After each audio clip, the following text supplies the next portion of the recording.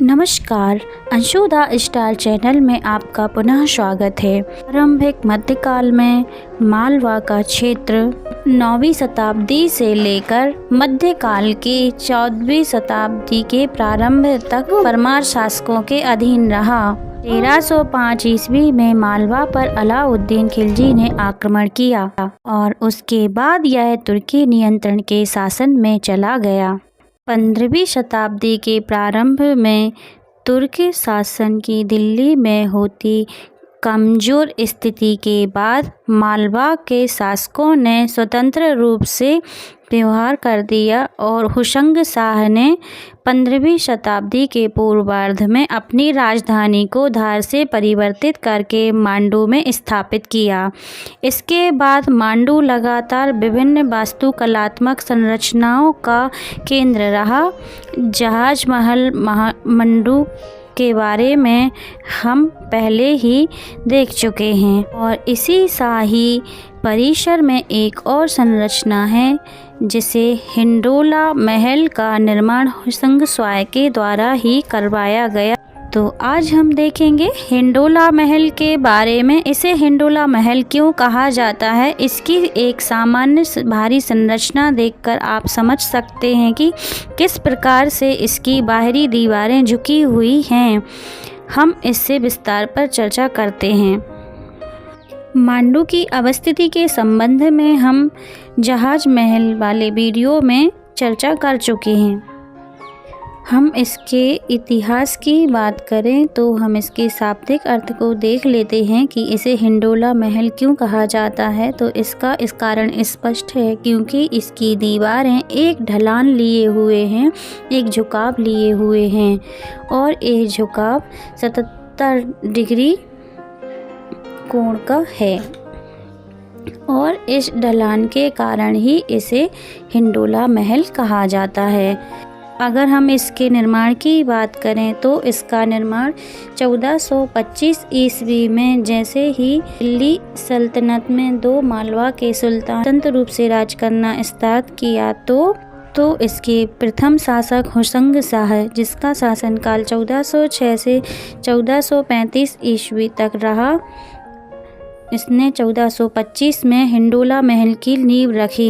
हिंडोला महल में बाद में भी कुछ परिवर्तन के कार्य हुए।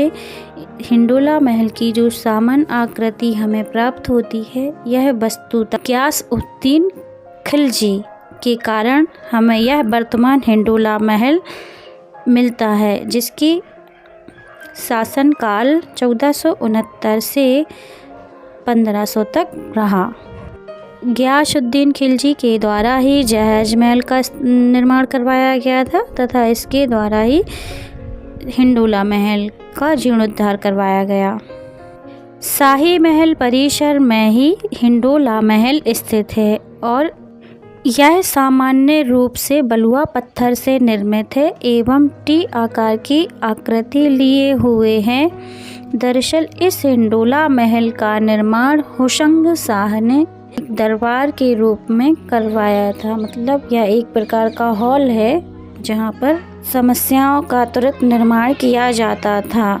एक प्रकार से इसे एक दीवारें आम प्रकार की संरचना कहा जा सकता है। इसका इस्तेमाल एक थिएटर कक्ष के रूप में भी किया जाता है। इस प्रकार के अध्ययन हमारे सामने आते हैं। अगर हम के मुख्य हॉल को देखेंगे तो इसके उत्तरी तरफ एक क्षैतिज संरचना देखेंगे। इसको अनुप्रस्थ प्रक्षेपण कहते हैं। प्रक्षेपण का मतलब किसी भी संरचना के ऊपरी हिस्से से लगने वाली एक संरचना को प्रक्षेपण कहते हैं, ऊपरी हिस्से से। और अनुप्रस्थ का मतलब होता है हॉरिजॉन्टल, फैली हुई, क्षैतिज। तो इस संरचना को हम सामान्य रूप से जो संबोधित करते हैं वो अनुप्रस्थ प्रक्षेपण करते हैं। इसलिए दरबार हॉल एवं अनुप्रस्थ प्रक्षेपण की जो आकृति बनती है वो टी आकार की बनती है। अगर हम इसके प्रवेश द्वार देखेंगे तो इसमें 3 मेहराबदार द्वार बने हुए हैं और इसके बराबर में 6 मेहराबदार संरचनाएं हैं। ये मेहराब नुकीले मेहराब को प्रदर्शित करते हैं और इनमें अंदर जाने के लिए इसके नीचे दरवाजे हैं। ऊपर की तरफ मेहराब नुमाही खिड़कियां बनी हुई हैं। इन खिड़कियों से न केवल इस दरबार हॉल में प्रकाश मिलता था बल्कि इससे एक वेंटिलेशन भी हुआ करता था। यह एक मुख्य हॉल है। इसकी जो लंबाई है वह 27 मीटर है और इसकी जो चौड़ाई है वो 8 मीटर है और इसकी जो ऊंचाई है वो लगभग 11 मीटर है। इसके मुखेटे को सजावटी मुखेटे के रूप में परिभाषित किया जाता है। इसकी जो छत है उसमें भी मेहराबदार छत का इस्तेमाल किया गया है। इन मेहराब रूपी संरचनाओं को अगर जोड़ दिया जाए तो इसको एक नोल्ट के रूप में रचना बनती है, एक गुंबद नुमा छत बनती है। इसको मेहराबदार छत के रूप में व्याख्यायित किया जाता है। सामान्यतः इसी के लिए बोल्ट शब्द का यूज होता है। बारांगर किले से इसकी साम्यता है। दोनों किलों का निर्माण एक ही शिल्पकार के द्वारा किया गया था। पूरे हिंडोला महल में अलंकरण का अभाव है, इसीलिए इसे सादगी भरी संरचना के रूप में परिभाषित किया जाता है। यह 2 मंजिला इमारत है।